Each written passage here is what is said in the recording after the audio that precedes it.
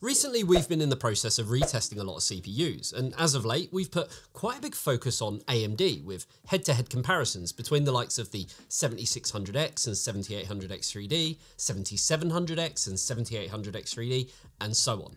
But now we're starting to shift things a little, as we want to see now in 2024, and with the prices much more settled than when they launched, how Team Red stack up against Team Blue when it comes to gaming. So we've taken both the 7700X and 14600K and put them through their paces in 42 games and 3 resolutions to see which one is the better buy right now.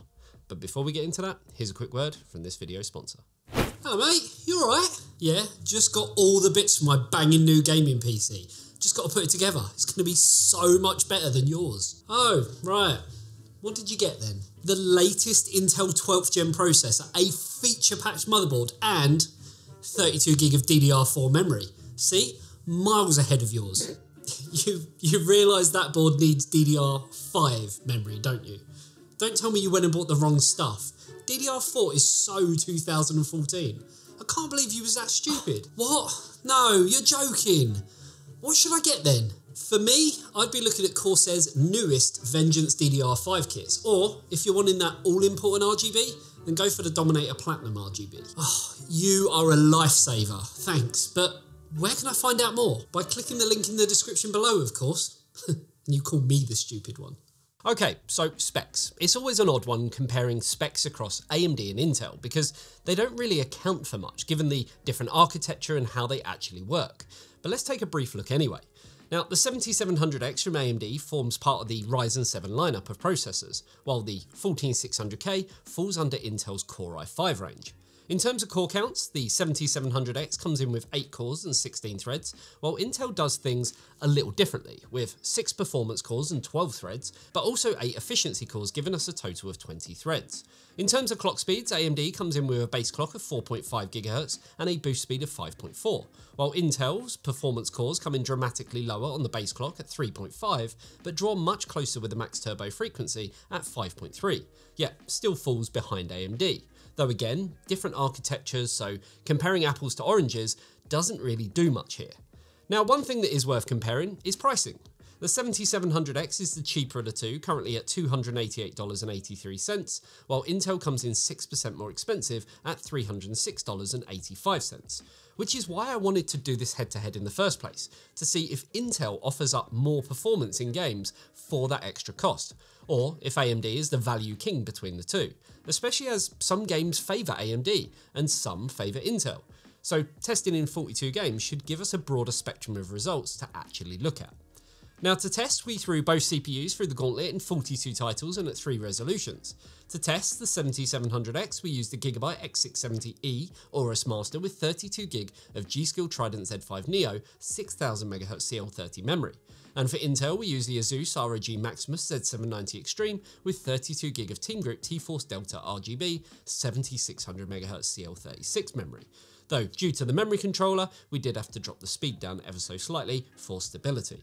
For all of our testing, we used an Inno3D RTX 4090 iChill X30C to rid the system of any GPU-based bottlenecks, and the latest version of Windows 11 was used with the latest drivers. All of the testing data is new, so everything is as up-to-date as it can be, and while we will be showing 1080, 1440 and 4K, 1080p really is the focus here, as this is where the CPU utilization is at its highest. We've tested both processors in a total of 42 games, and we'll be showing 15 here today, while also looking at the percentage differences between the two in all 42 titles. Though if you do want to see the individual data for all 42 games, then we will be putting them up onto our Patreon, where you also get a ton of other cool and exclusive benefits, as well as helping to support everything that we do on the channel. So, with that out of the way, let's get into those glorious benchmarks. Starting things off with a Plague Tale Requiem, where right off the bat we aren't seeing too many differences between the two CPUs at any resolution, with the two CPUs performing identically at 1080p and 4K, whilst the 7700X sits just 0.7% better at 1440p, but needless to say, all of these results are within margin of error. At 1080p and 4K, the lows also see higher frame rates from the AMD CPU, but 1440p stands out from the crowd a little as the two processors saw almost the exact same result with just 1 FPS difference. But overall, this is a win for the cheaper AMD CPU.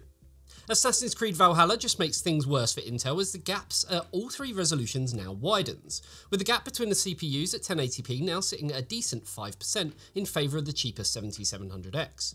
1440p isn't quite as large a gap, with only 3% in favour of AMD, which does fall just into margin of error, while 4K jumps back up a little bit and sees the 7700X outperforming Intel's CPU by 5%.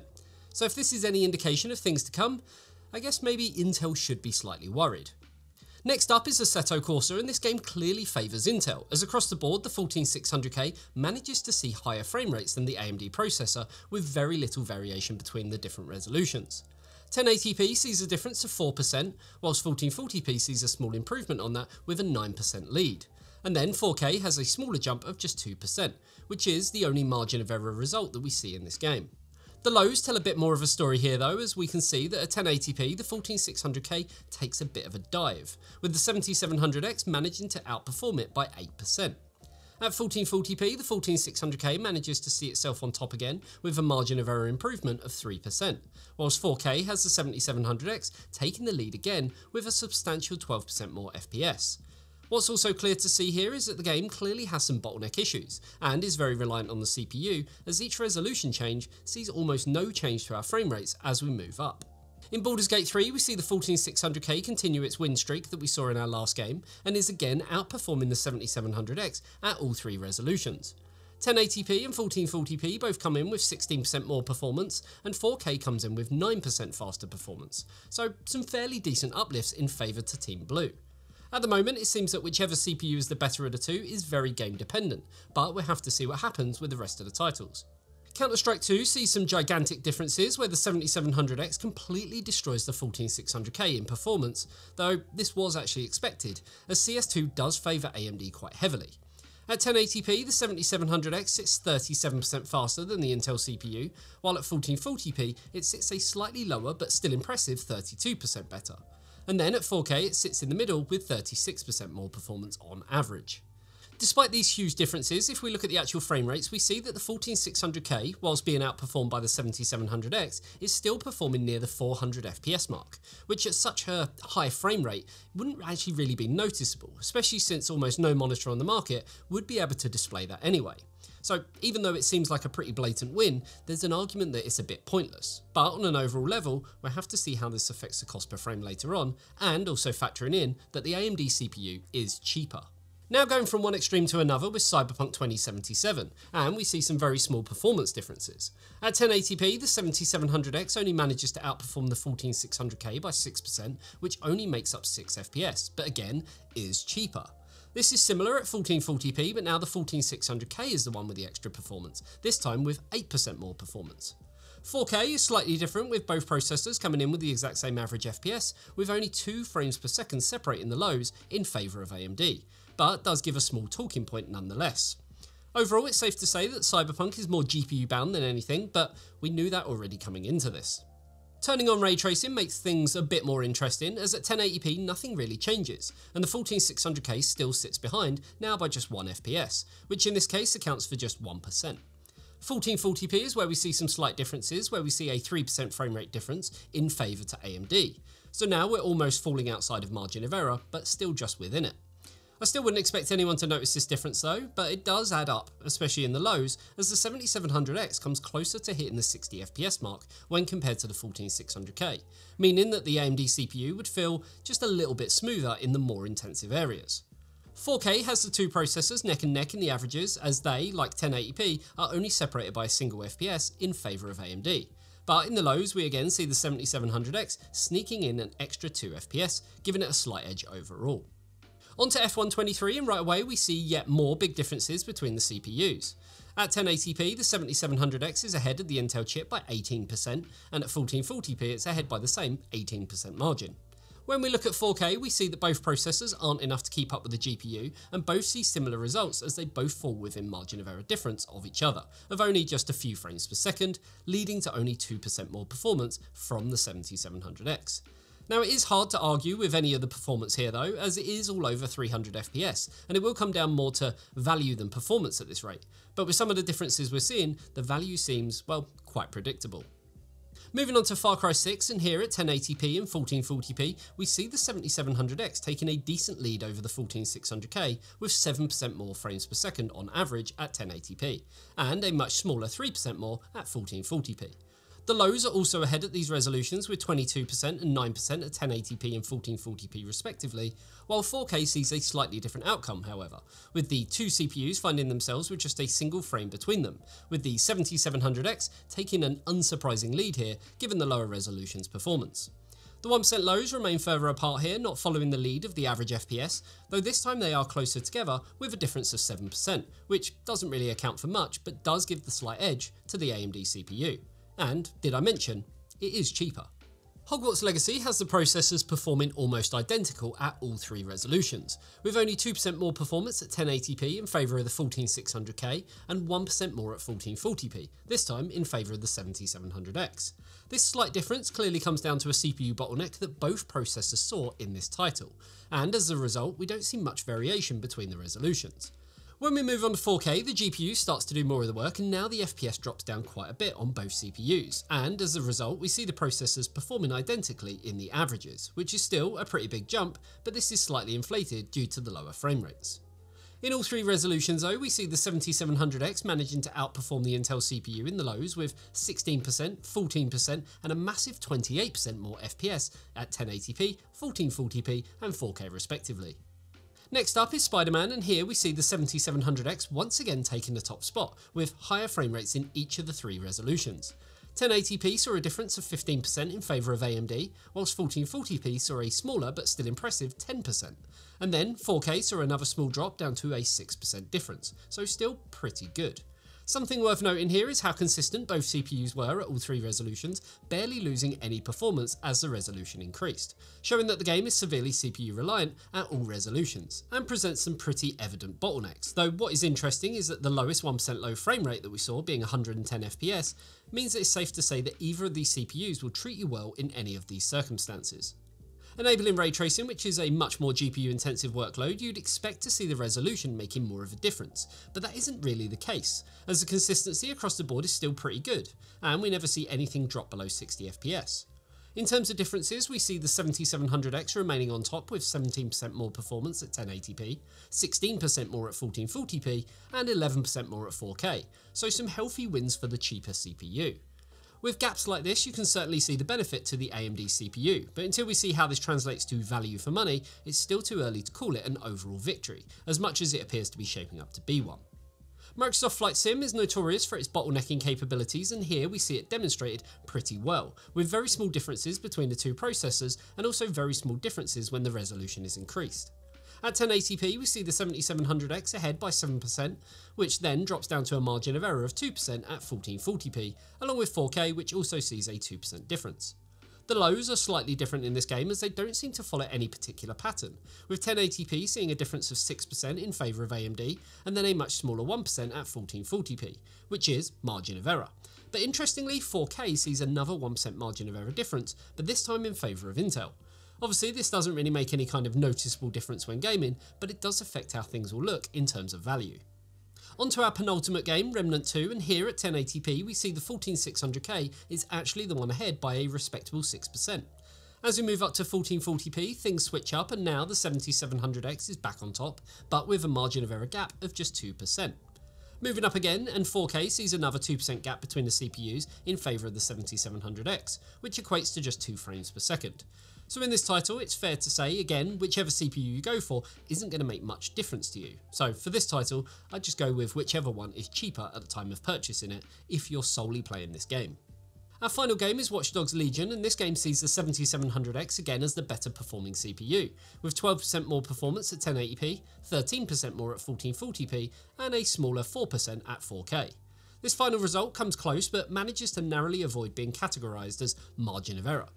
But with the average FPS coming in at over 100 frames per second and the difference being only 5 FPS, it doesn't really mean that much anyway, and you aren't likely to notice this difference during gameplay.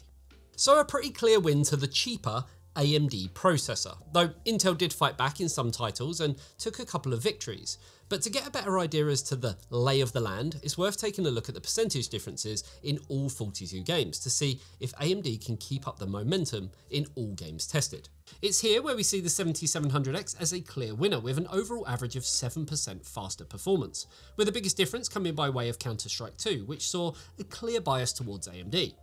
Below that is Rainbow Six and Dirt 5, which both come in with 21% more performance on average, and these games are obviously a pretty big factor in the final outcome, as the biggest difference we saw in favour of the 14600K was only 16% from Baldur's Gate 3. And while on its own it is a pretty good result, when compared to everything else, it just seems a little underwhelming. Other than that, we saw most of the games coming in under 10% better either way, but with most of those wins going to the Ryzen CPU, and most of those are above margin of error, so it's a pretty clear win there considering it is a cheaper processor. And when we look at the 1% lows, we find that the 7700X wins by an even bigger margin, now with 9% more FPS on average overall.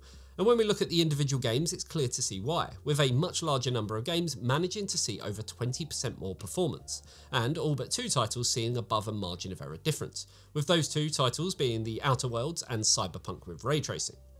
The 14600K does see some more wins than it did before, but the performance differences where we see the 7700X winning are so much larger than what we saw in the averages in most of the games, that really it makes no difference to the final result. But we do see some larger gaps here regardless, with an extra percentage added onto Baldur's Gate 3, now sitting with 17% more performance, and Remnant II and Riftbreaker both seeing slight increases. Overall though, it seems, well, pretty obvious how the cost per frame is going to look. And yes, as you would have been able to guess from the percentages, the 7700X comes in as the better value at every single resolution, with more performance and a lower total cost being the reasons for this.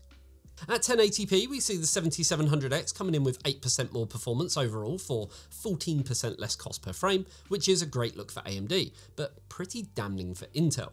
1440p sees the averages narrow to 6% with the cost per frame following suit with 11% less cost. Then 4K is the narrowest gap as you'd expect, with 5% more performance for 12% less cost. The only real saving grace Intel may have is workload related tasks, or the fact that you can more easily upgrade from something older, or even save a few bucks on DDR4. So there are certainly more options with Intel, but that's taking the whole system into account, and when we look at just the CPU on its own, Intel just doesn't manage to keep up, especially as the whole point of this video was to do with gaming. So this could have gone one of 2 ways, the first being that the i5 came in with superior performance which would warrant the extra cost, or that the AMD CPU came in with less performance but was balanced out due to its lower cost. Sadly, for Intel, it's gone completely the other way, as the AMD is the better performing in gaming and is cheaper at the same time. The 7700X was consistently better performing, and in some cases by quite some margin, leading to a 7% better performing chip overall, whilst also coming in cheaper. And that's quite a big hit for Intel. Now, I know that the Intel is likely to be the better at workload related tasks, but today was all about gaming, and that's what I kind of have to focus on. And unless, I guess, Intel can come in with some sizable price cuts, I really just can't give any recommendation to buy it over AMD if we're just solely talking gaming. AMD have dramatically cut their pricing lately, especially when you look at the $288 price tag that this now holds, which is, well, quite a stark difference from the $399 launch price, which frankly was just quite, ludicrous. When compared to Intel, that's sitting at $308, which compared to its $319 launch price, there really hasn't been much movement in it. So I'd like to think that Intel could do something. But as the 14th gen is essentially a stopgap, I wouldn't exactly hold my breath. All in all, if you're wanting a good, solid, mainstream processor, then the 7700X out of these two is the one to go for. And who knows, when the next generation launches, we may see even more price cuts, which is just going to put the Ryzen 7 in an even better light. And that again, well, would be catastrophic for Team Blue. So that's going to about do it for this one. Hopefully you enjoyed the video. If you did, a like and a sub to the channel would be amazing. And if you love what we do and want to help support the channel along with getting a bucket load of cool and exciting benefits, then you can join the super special Patreon club. You'll get access to all of our charts, exclusive behind the scenes content, bi-weekly game nights, discounts on the eTeknix store, Patreon meetups at the eTeknix offices, and much, much more. The link for all that stuff is down below. Thanks for tuning in, and I'll see you in the next one. See you later, guys. Bye-bye.